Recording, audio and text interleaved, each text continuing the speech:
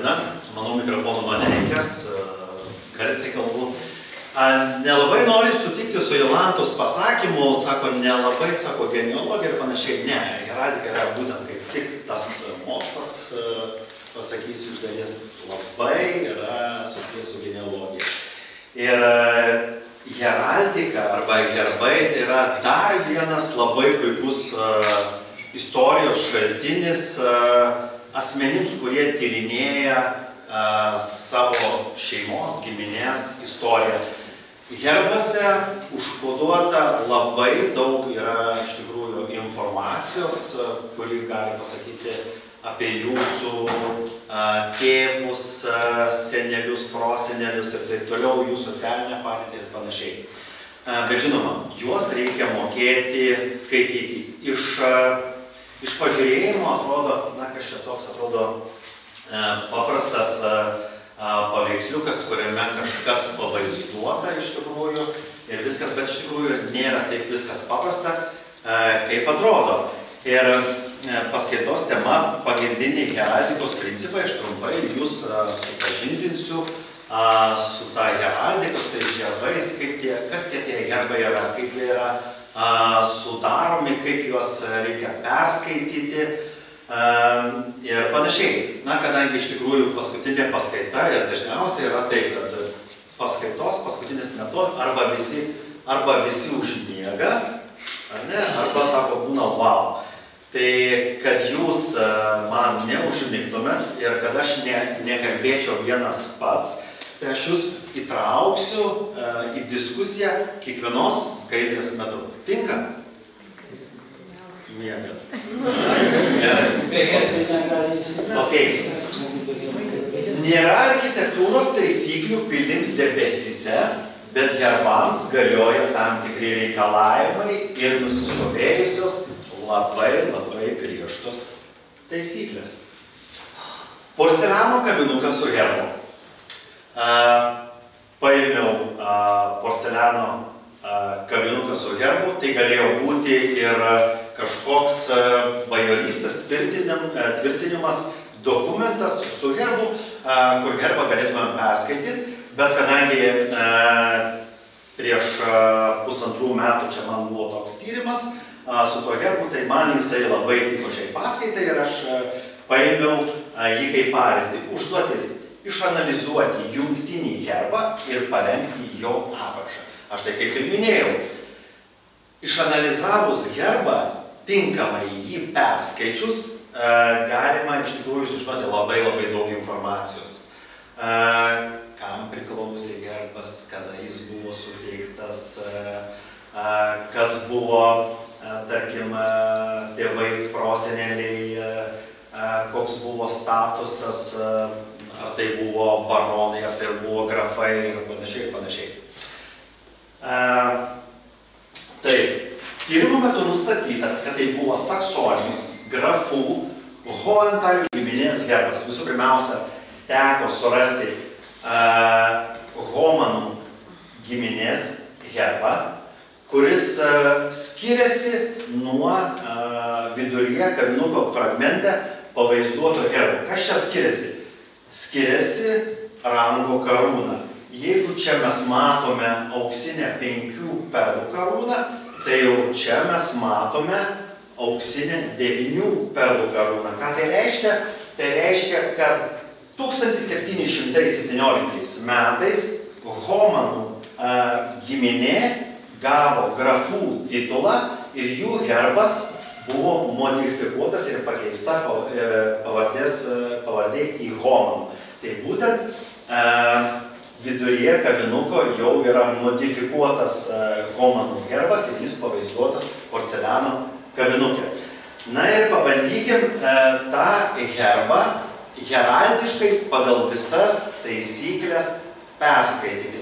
Skaitysiu aš iš lapo, kad nepamirščiau kažkokios tai smulkmenos arba tam tikros detalės perskaityti. Skaitau ir rodau. 5 laukų jungtinis herbas, jo širdies mėlyname lauke šėlstantis auksinis liūtas. Pirmas ir ketvirtas laukai perskelti dvilaukiai. Priekinis laukas auksinis, užpakalinis mėlynas. Jame stovi vyras iki kelių, dešinėje rankoje laikantis 3 sukryžiuotas strėles, o kairę ranką uždėjęs ant juosmens. Vyras dėvi žiponą, kurio dešinė pusė mėlyna, kairė auksinė.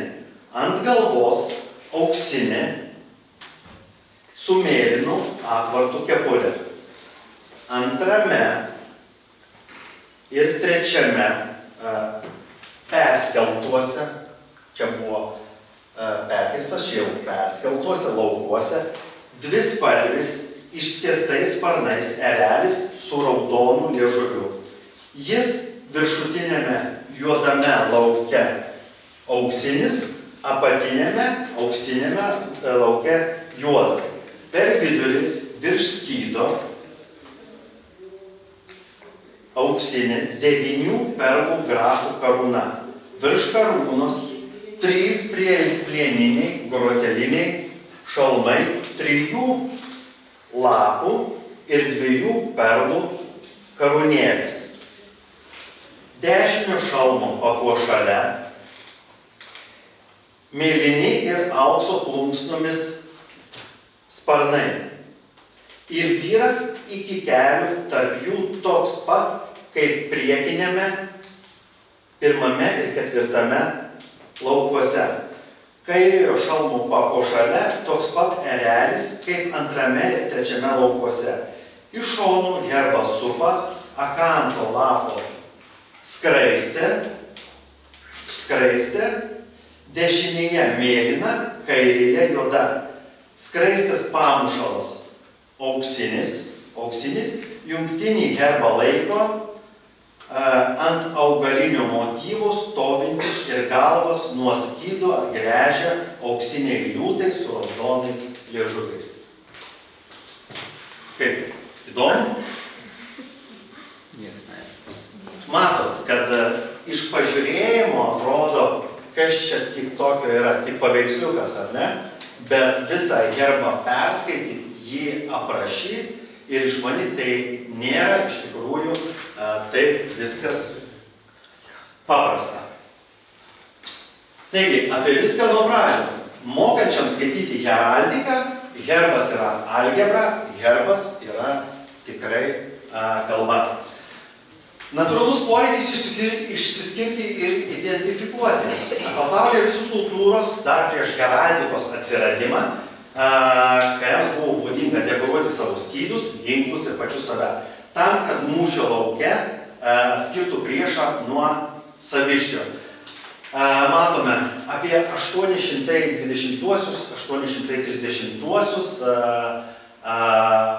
fragmentas jau vaizduojami kariai su dekoruotais skydais, na ir kariai su romaniais. Pirmieji skydai buvo labai tokie, sakyčiau, aukšti romaniniai skydai, pavaizduota yra siuvinyje. Herbai atsirado 12 amžiaus antrame ketvirtyje kaip riterių skiriamieji ženklai. Pradžioje jie buvo naudojami karyboje ir riterių turnyruose. Ženklai buvo vaizduojami riterių skyduose, ant šalmo, vėliavos, apsiausto ir ant žirgo gunios. Riteriai su heraldinė atributika.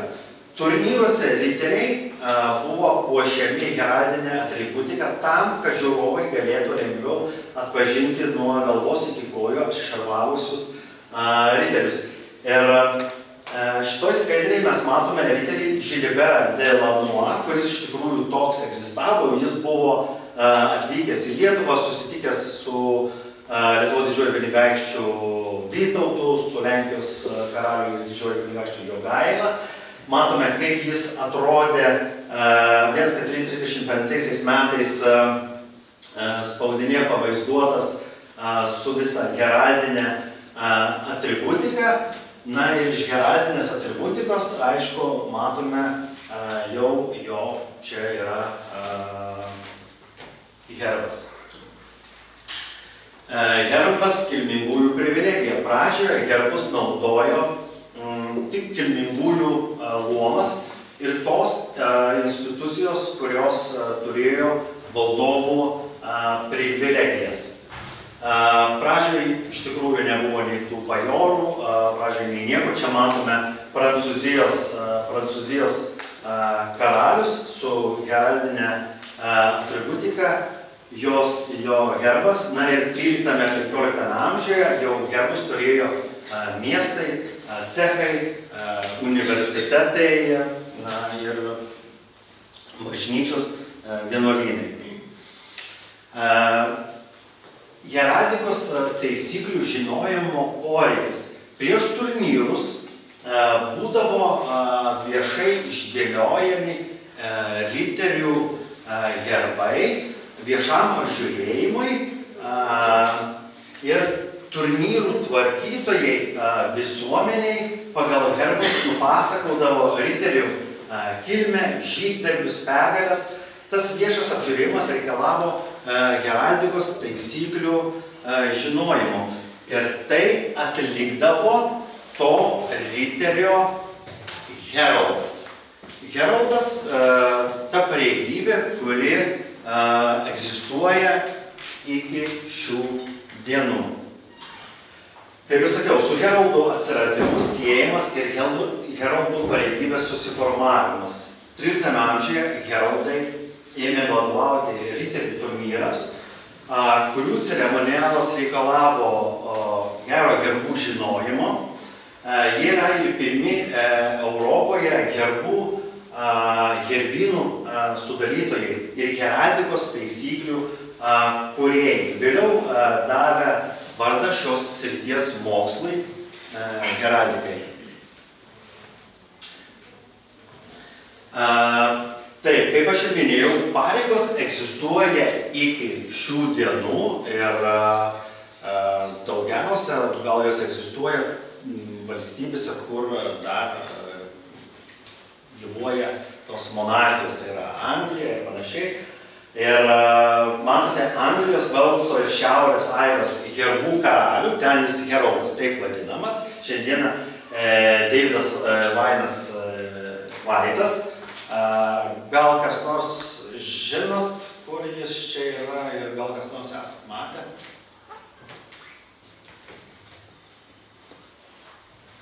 Nesat niekas.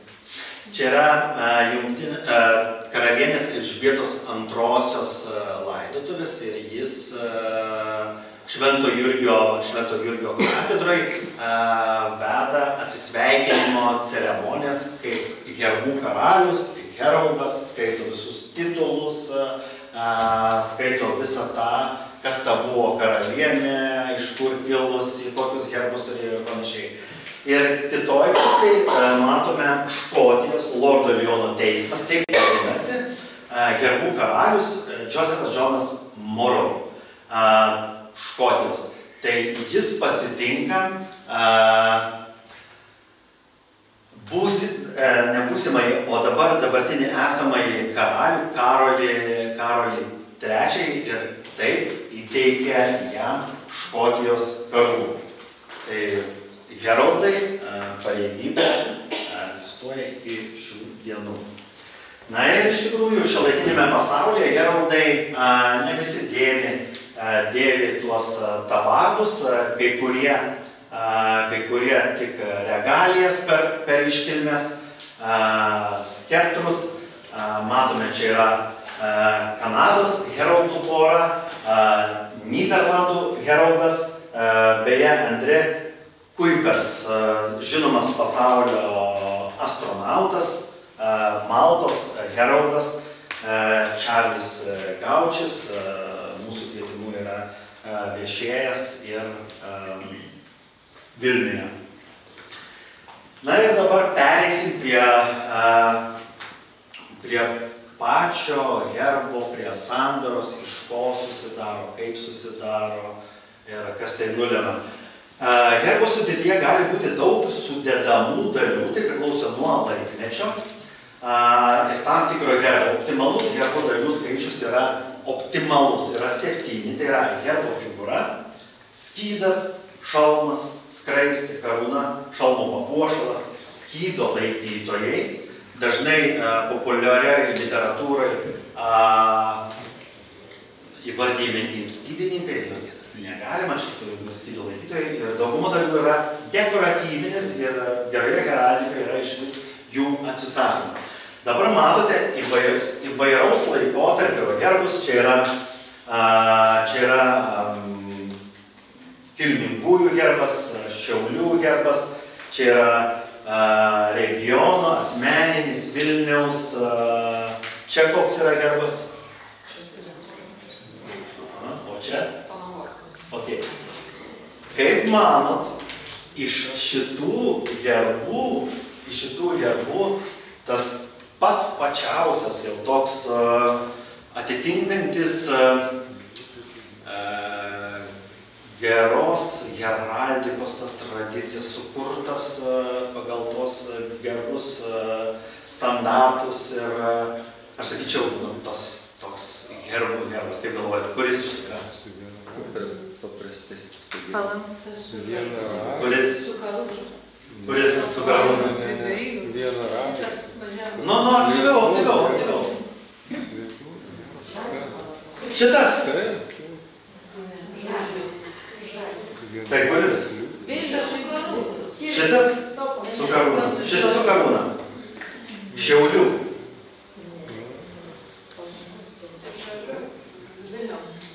Vilniaus.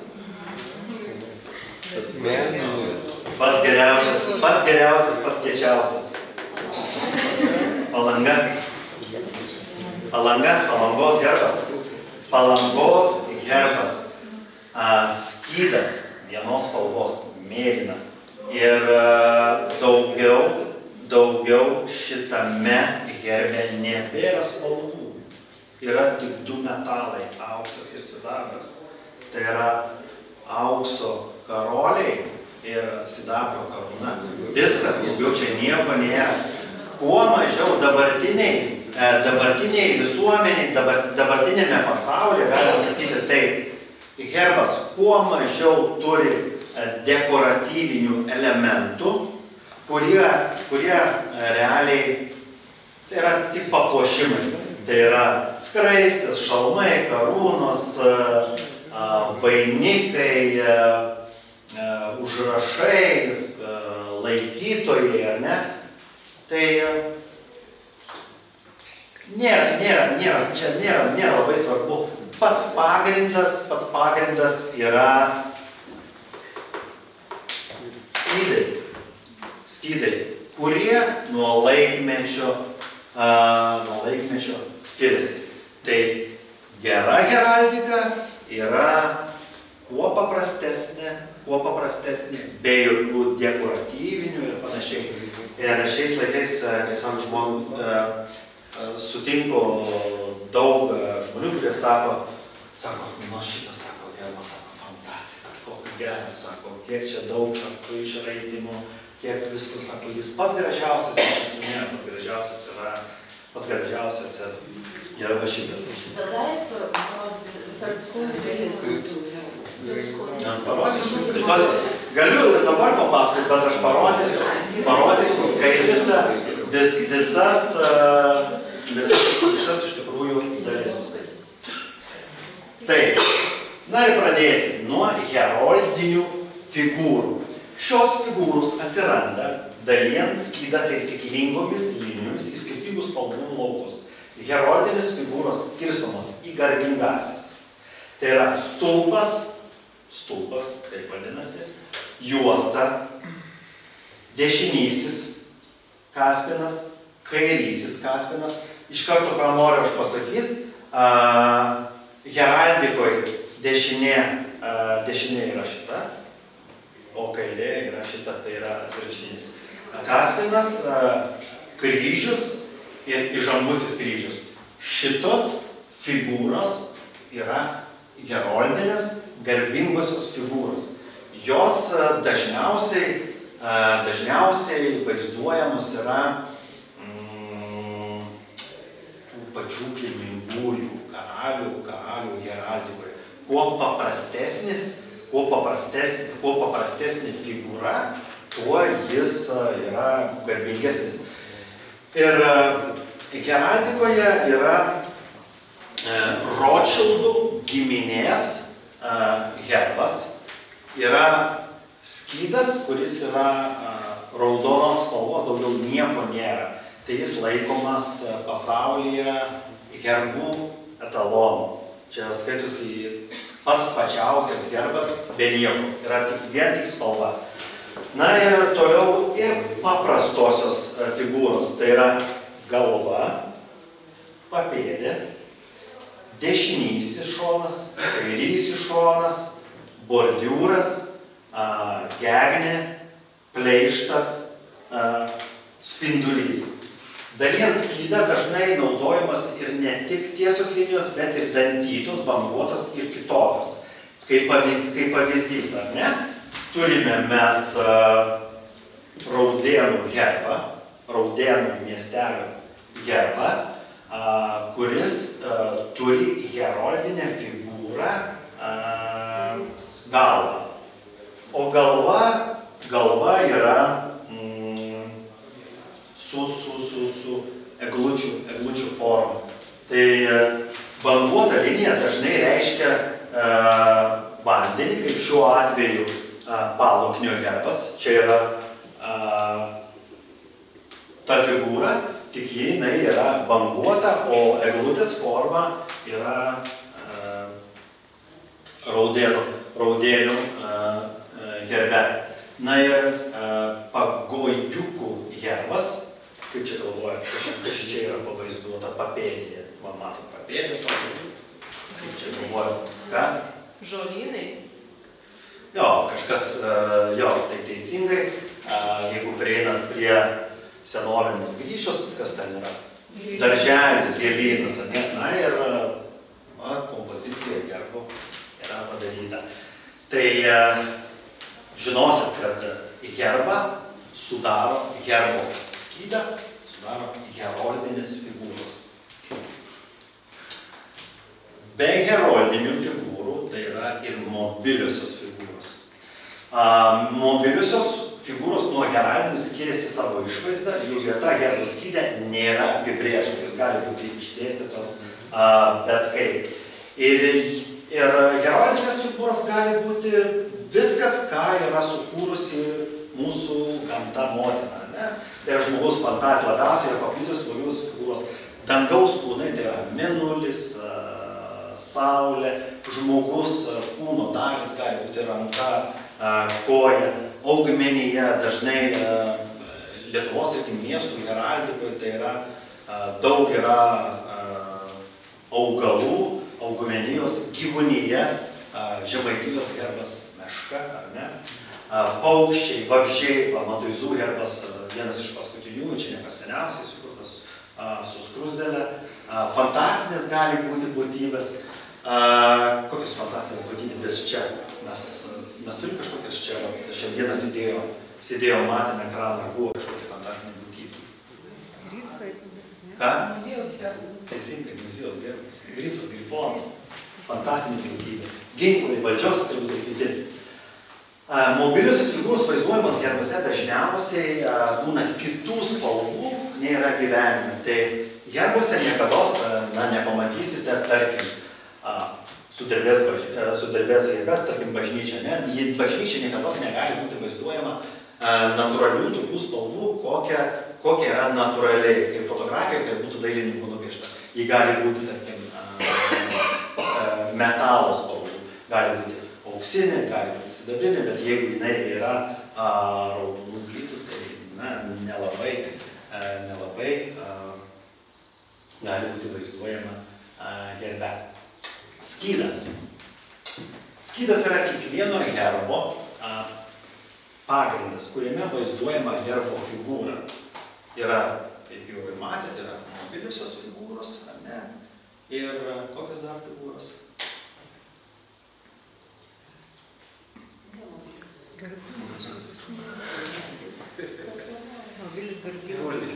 Heraldinės figūros, mobiliosios figūros ir va.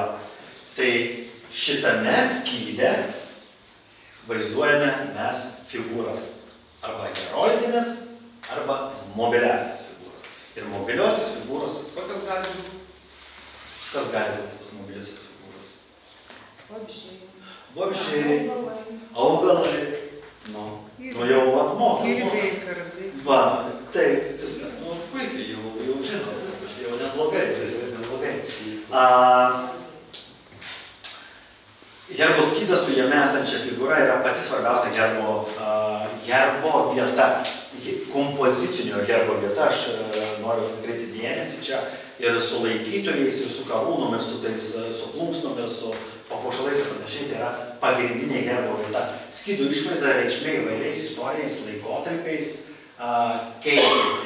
Tai yra ankstyvosios gotikos skydas, vėlyvosios gotikos, tarčia, ankstyvojo renesanso, brandaus renesanso, vėlyvo renesanso, kartušas, barokinis, rokokinis, klasicistinis.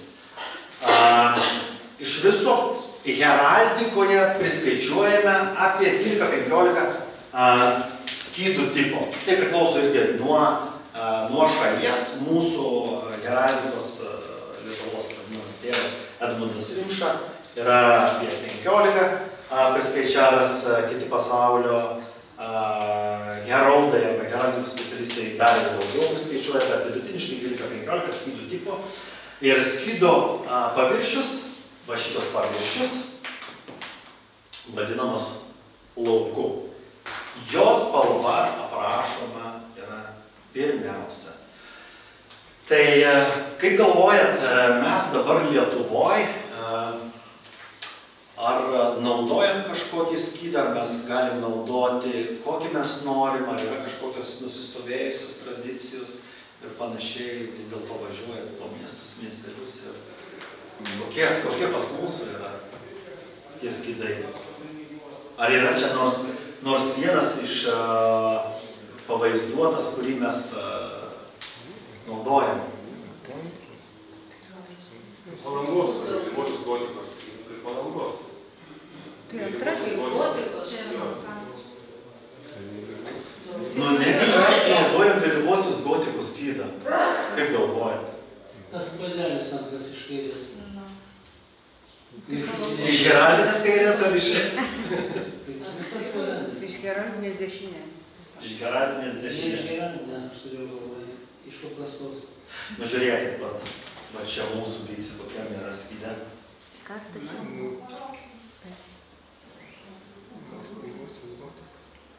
Ovalus skydas įrėmintas į barokinį kartušą.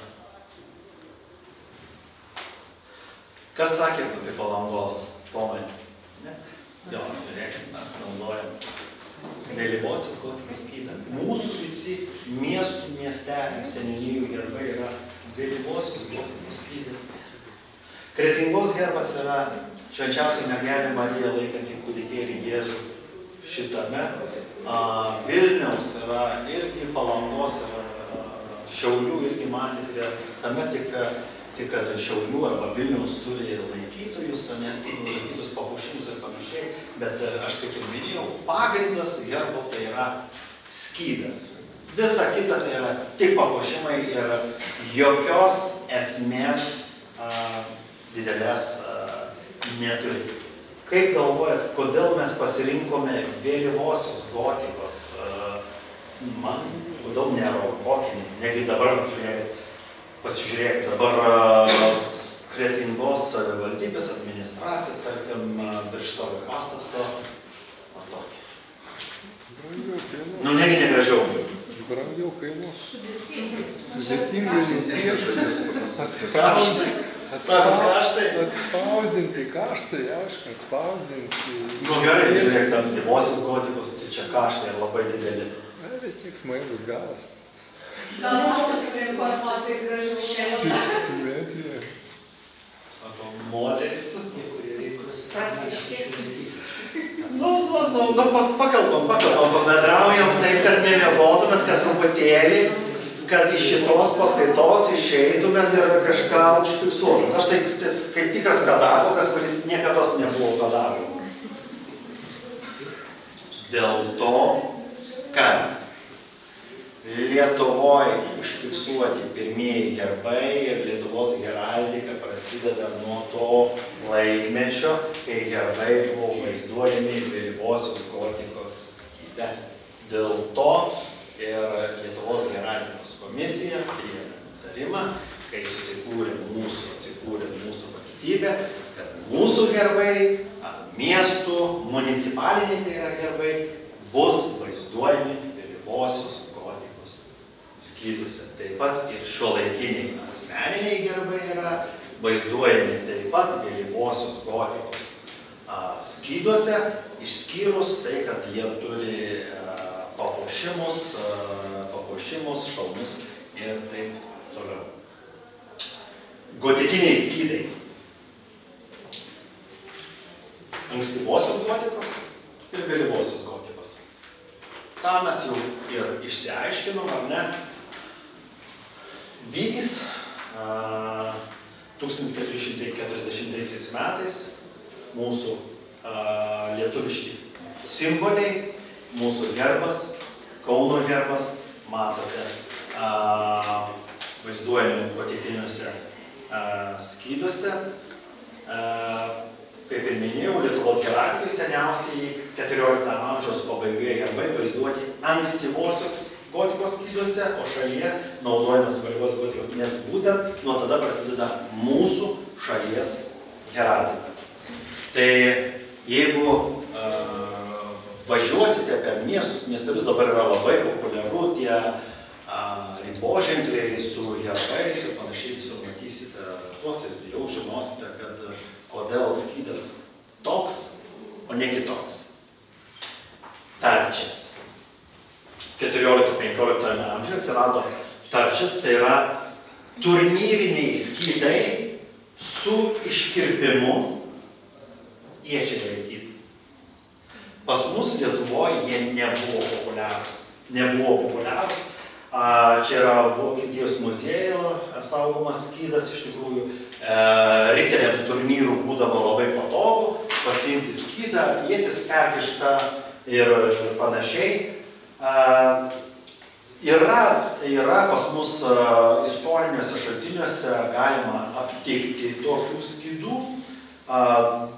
Dažniausiai tai yra sfragistikoje, tai yra antspauduose. Ir 19 amžiaus vienas antspaudas tai yra Lapacinskų giminės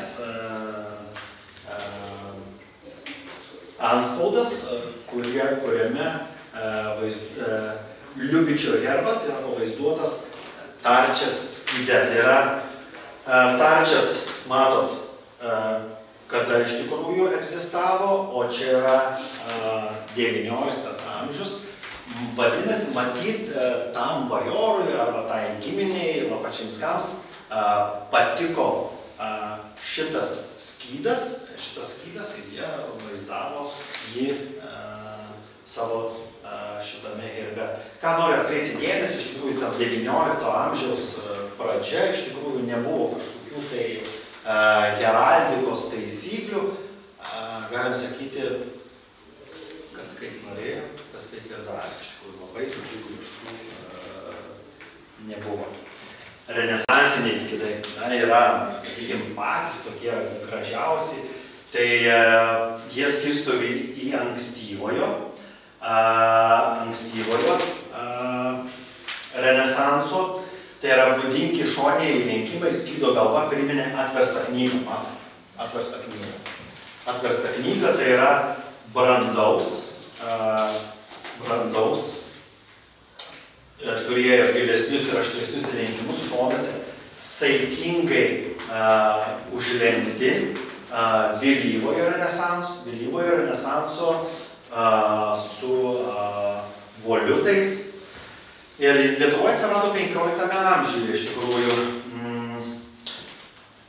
herbinis koklis, praėjusiais metais beje atrastas atrastas kasinėjant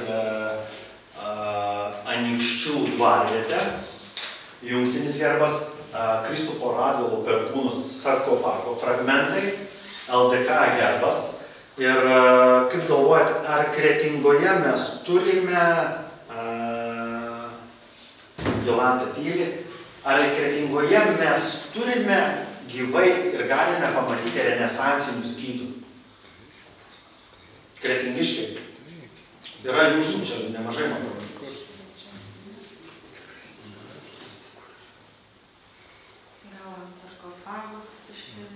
Kodėl gal? Nereikia sakyti gal. Nereikia sakyti gal. Jolanta, kaip ten su Chodkevičių sarkofagais? Renesansiniai skydai? Žinau, kad renesansiniai. O dar kur galim dar Kretingoje pamatyti renesansinių skydų? Muziejų, kur nors čia galim pamatyti, ar ne? Kaip galvoja? Gal bažnyčios durys? Teisingai. Teisingai, labai teisingai. Tai yra unikalios durys, Lietuvoje tokių nėra. Lietuvoje tokių nėra, kur medija Chodkevičių heraldika, jungtiniai herbai su 3 taisyklingų karūnom. Bet dar kur muziejuje, tarkim, aš greitai perbėgau ekspoziciją ir žinau.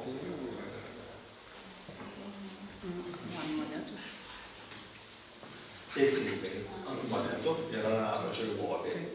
Monetose, taip monetose. Dar kur?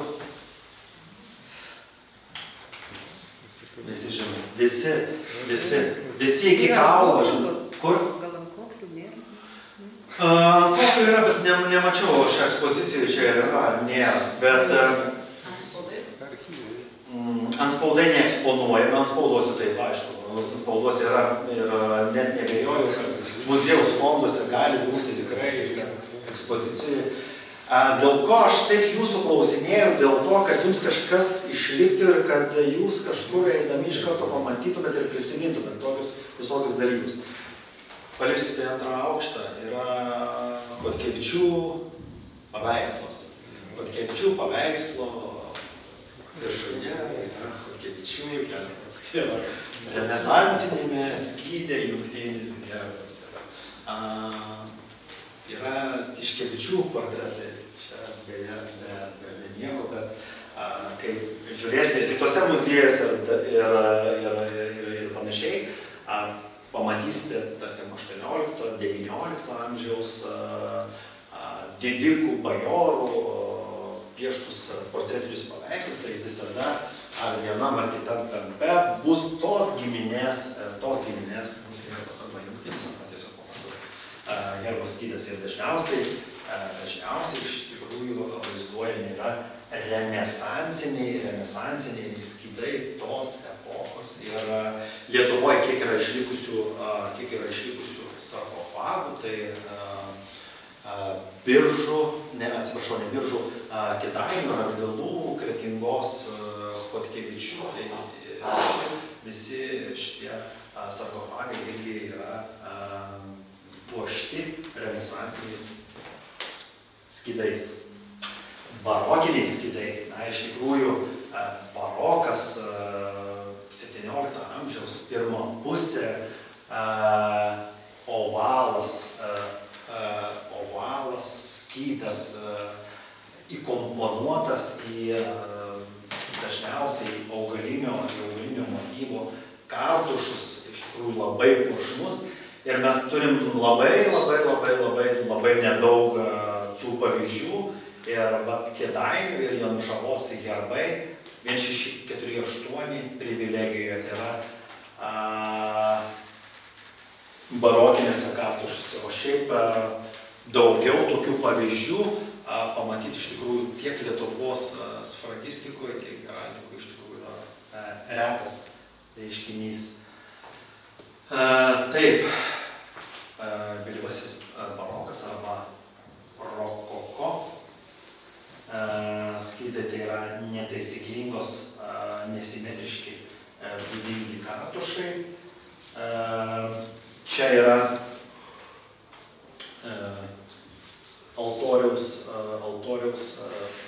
altoriaus paveikslo fragmentas, va čia yra herbas, čia yra jungtinis herbas, Vilniaus bažnyčia čia yra, Šventosios dvasios bažnyčia. Ir altorių šitą fundavo Žemaitijos kaštelionas Mykolas Nalenčgorskis su savo žmona Regina Vainaitė. Tai yra salantiškiai, kurie palaidoti yra Salantų bažnyčios kryptose. Jie fundavo šitą Vilniaus altorių ir jų jungtinis herbas rokokiniam skyde puošia altorių. Beje, ar Kretingoje yra tokių herbų? Panašaus altorius. Teisingai. Yra jūsų didžiajam yra altoriuje. Yra tik skyde ten yra užrašas yra padarytas jo, bet Kretinga irgi turi. Tai kretingiškai, kai nueisite centrinį visada išvilgti ir prisiminsit rokokinį turi. Kretinga turi rokokinius, barokinius ar turi? Neturi. Renesansinius turi. Ankstyvosios gotikos turi, vėlyvosios gotikos irgi turi. Klasicistiniai skydai, 18 amžiaus pabaiga, ypač paskutinėme dešimtmetyje atsiranda klasiciniai skydai. Šiems skydams būdingos santūresnės formos, tokie skydai paprastai vaizduoti ant sijų, šitos lentynėlės vadinasi sijos, ir dekoruoti girliandomis, kaspinais, karūnomis. Iš tikrųjų buvo klasicistiniai skydai labai populiarūs LDK bajorų sfragistikoje, tai yra spauduose, antspauduose nemažai mes galim klasicistinių skydų. Ir prieš tai, kaip minėjau, apie tos renesansinius ir skydus apie paveikslus galim pamatyti, kad ir su klasicistiniais skydais puošiami buvo portretai. Tai va, jau žinom, kad skydas puošiamas mobiliosiamis figūromis ar ne, yra tam tikri skydų tipai ir panašiai. Skydas gali būti dalijamas net į 9 laukus. Ir aš kaip minėjau, mokant herbą perskaityti, tai yra, jeigu priklauso nuo laikmečio, galime išanalizuoti ir tą genealogiją. Tarkim, čia pavaizduotas skydas visada būdavo tėvo, tarkim, čia motinos senelis ir panašiai, išanalizavę visą herbą, mes galime visą genealogiją susidėlioti, kam koks priklausė herbas ir kas iš kokios giminės buvo kilęs. Tai kaip ir minėjau, skydas gali būti dalyjamas į 9 laukus. Ir įkomponuotos figūros įgauna tam tikrą hierarchinę reikšmę. Pats svarbiausias skydas yra dešinysis, pirmas viršuje, dažniausiai tai yra tėvo. Mažiausiai yra 9. Taip pat laukai turi savo pavadinimus, jau kaip ir prieš tai buvo, tai yra galva, širdis ir papėdė. Na ir visi šitie herbai, laukai turi pavadinimus. Galvos dešinė, galvos kairė, galvos širdis, širdies kairė, širdies dešinė, širdies širdis, papėdės kairė, papėdės dešinė ir panašiai. Su 9 laukais tokių herbų mes Lietuvoje yra užfiksuota antspauduose, bet va vienas iš įdomesnių yra Vilniuje Mestovskių rūmai, Trakų gatvėje prieš Tiškevičių rūmus, kuriame Janina Ostrog-Sadovska-Mestovskienė, kuriai popiežius Benediktas XVI suteikė markizės titulą, jinai savo herbe pavaizdavo 1, 2, 3, 4, 5, 6, 7, 8 laukus. Vadinasi, vienas laukas dalintas, kitas laukas dalintas, kitas dalintas, kitas dalintas. Ir gavau užduotį tyrinėti šitą herbą, kad suvesti sąsajas, kuris tėvo, kuris motinos, kuris senelio, kuris panašiai. Tai jau geras pusmetis dar tenka dirbti su šituo ir ar heraldiškai taisyklingai šita markizė susidėliojo? Ne, netaisyklingai, kadangi šitas gerbas buvo papuoštas kaip rūmų puošmena, užkabintas rūmų eksterjere 1930 metais.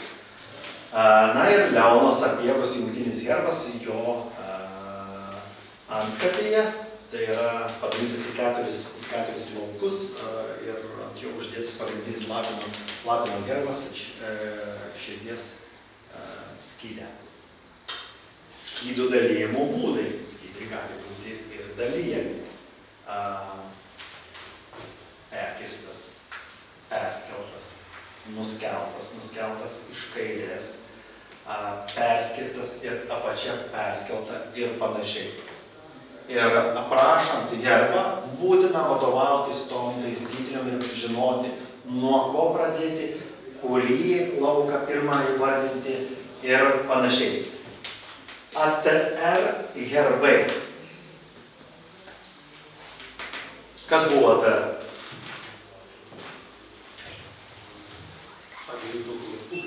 Abiejų tautų respublika. Ar abiejų tautų respublika turėjo patvirtintą herbą?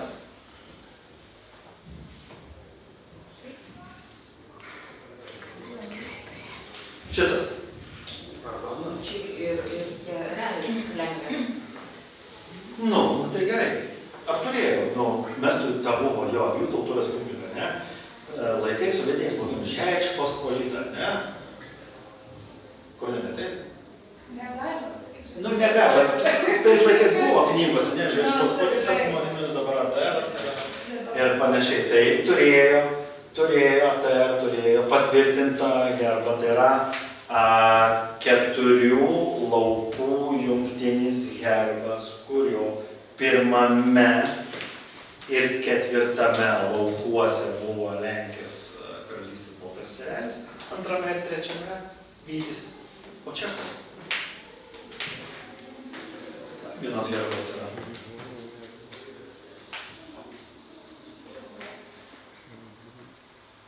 O čia ką jis daro?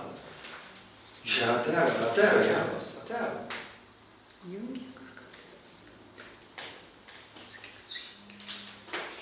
Čia yra javų pėdas.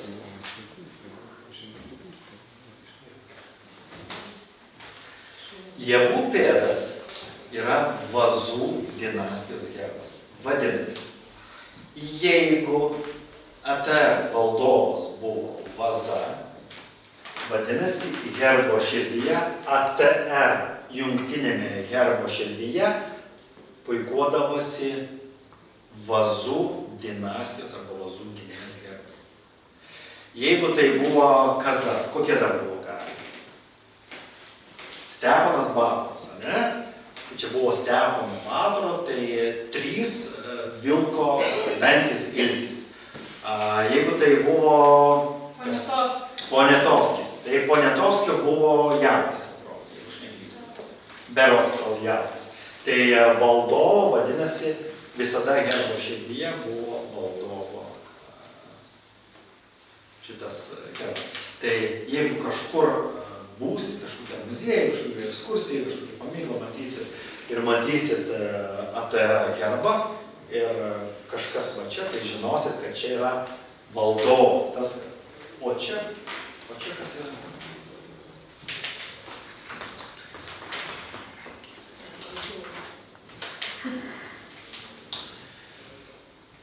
ATR herbas vienintelis buvusio ATR sąjungos teritorijoje, kuris mūsų istorikams, heraldikos specialistams visada buvo sostinė, po nosimi. Ir niekada jie, matė, netkreipė dėmesį, kad galim mes netgi tokį turėti. Oficialiai tai yra toks herbas, o čia yra kaip toks.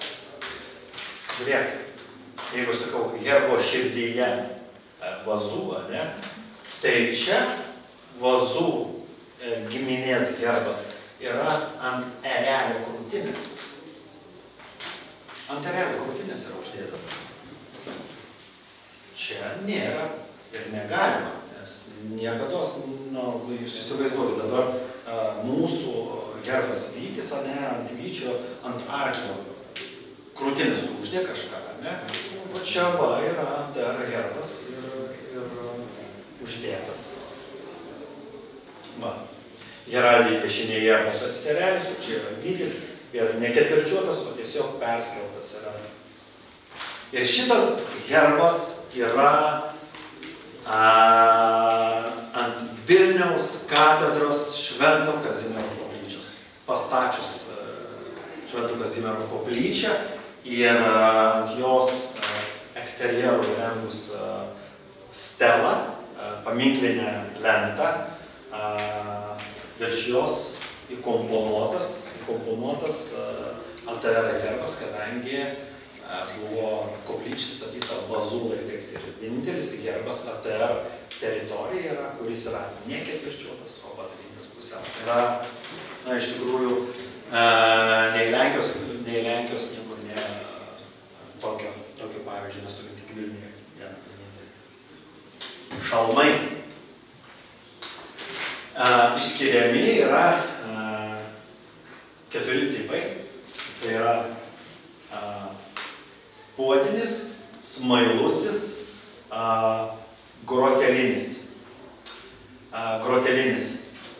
Kuo jie skiriasi? Jie skiriasi nuo laikmečio. Ir atėjus 16 amžiaus viduryje smailusis šalmas, grotelinis šalmas išstūmė smailų į šalmą. Ir jeigu mes pasižiūrėsim dabar asmeninę heraldiką arba kilmingųjų heraldiką, tai visi kilmingųjų herbai yra su groteliniais šalmais.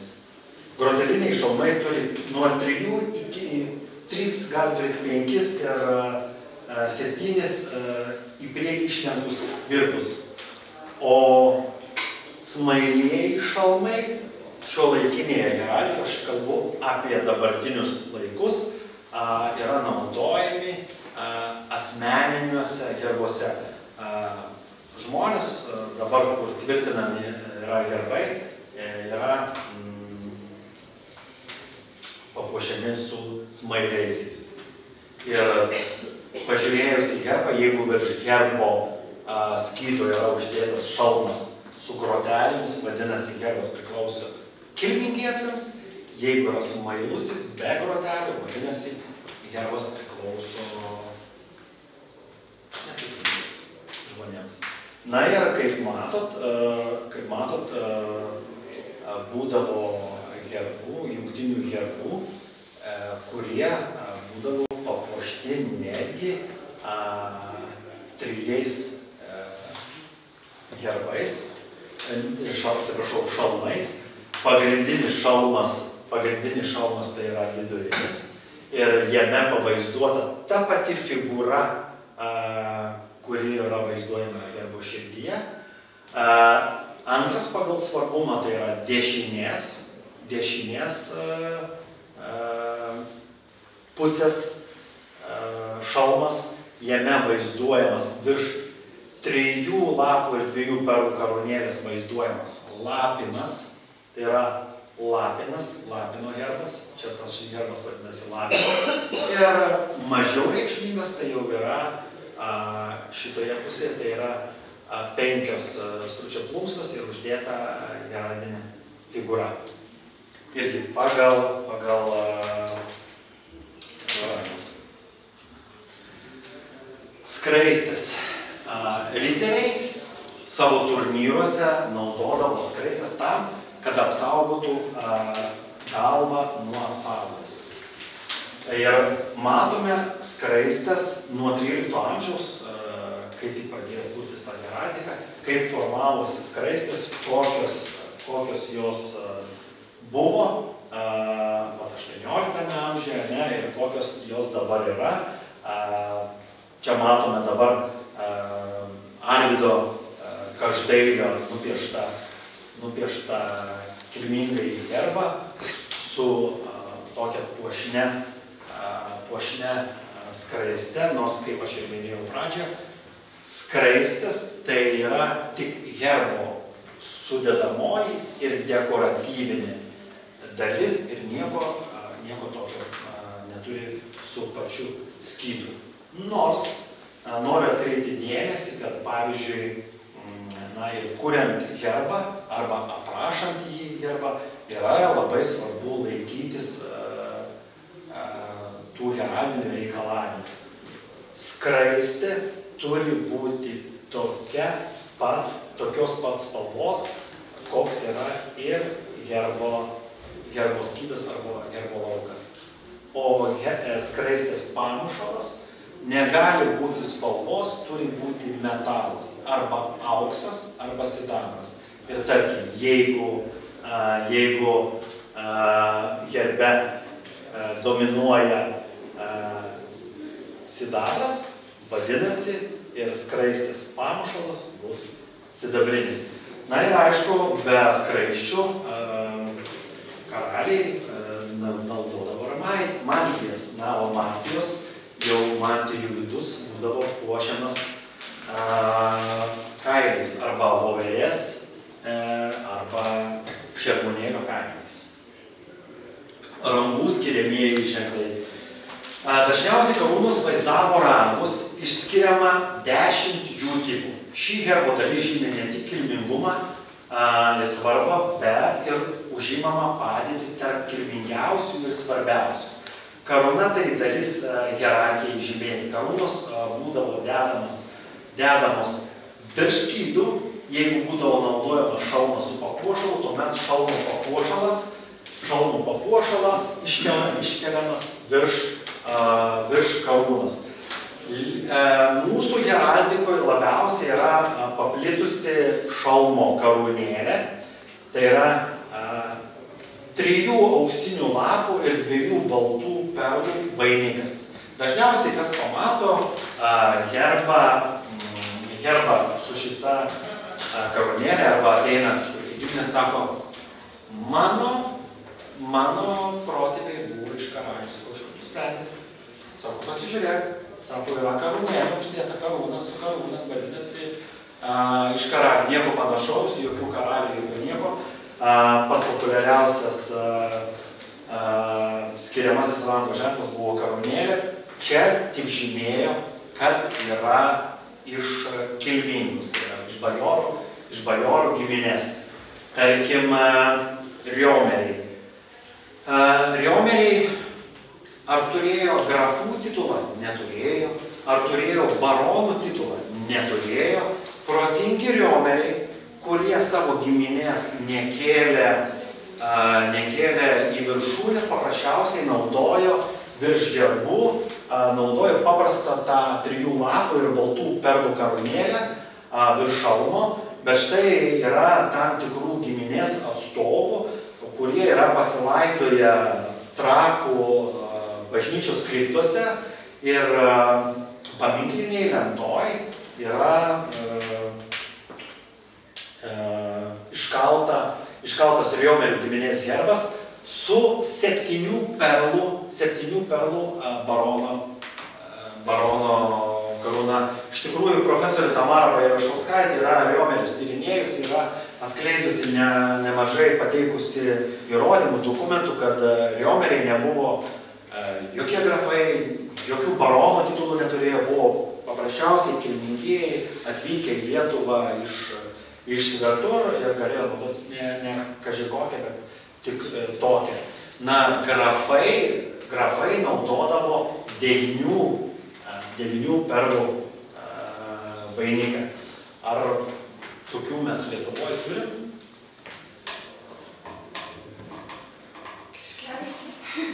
Lietuvoje turim tik svetimus, Lietuvoje neturim, turim tik bajorų. Labai teisingai. Labai teisingai turim atvykėlius. Pleteriai, ane? Tiškevičiai, visi atvykę, mes neturėjom čia jokių grafų, jokių nieko. Mes turėjom paprastus bajorus, kuriems yra šita karūnėlė. Ir ką aš noriu atkreipti dėmesį,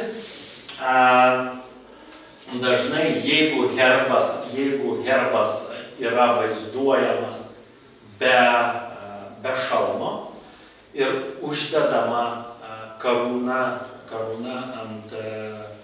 ant skydo, tai gali reikšti ir pareigybinę. Aš tarkim, kaip pavyzdys dabar Žemaitijos seniūno Panemunės pilies valdytojo herbą tyrinėjau, tai jisai savo teismo antspaude yra uždėjęs ant skydo grafo 9 perlų karūną. Ir tai nereiškia, kad jisai buvo grafas, tai reiškia, kad jisai buvo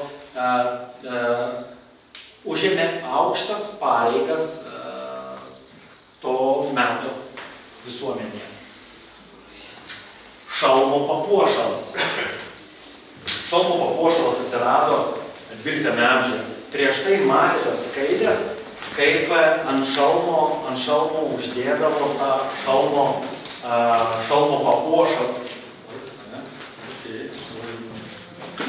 Gerai. Uždėdavo šalmo papuošalas. Na ir iš tikrųjų šalmų papuošalų yra visokių. Galima būdavo vaizduojami ir ragai, ir kojos, ir rankos. Ir matot, įvairiausių, bet gera ir tikra heraldika reikalavo, kad šalmo papuošale būtų tas pats ženklas, kuris yra vaizduojamas skyde. Ir aš paskubėsiu. Skydo laikytojai irgi. Tai yra herbo puošybos elementas.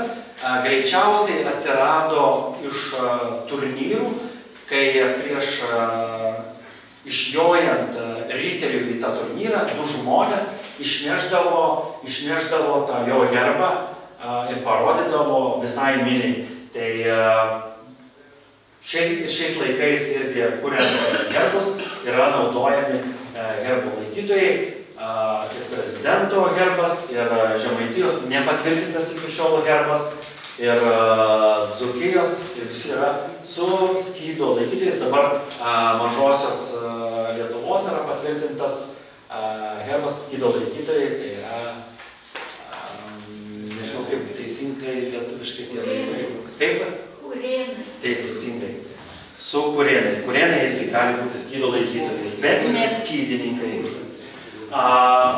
Spalvos, metalai ir kailiai. Heraldikoje naudojami 2 metalai, tai yra auksas ir sidabras, kuries auksą keičia geltona spalva, sidabrą keičia balta spalva ir klasikinės spalvos raudona, mėlyna, žalia, juoda ir vėliau atsiradusi purpurinė, taip pat naudojami šermonėlio kailiai ir voverės kailiai. Lietuvos heraldikoje mes neturim herbų su šitais.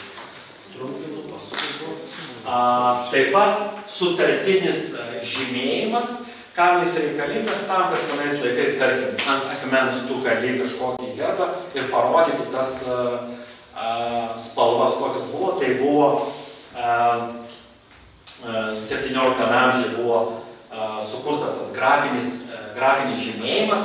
Na ir iš tikrųjų, atkuriant Motiejaus Valančiaus herbą, kas buvo labai mums gerai, kad antspaude,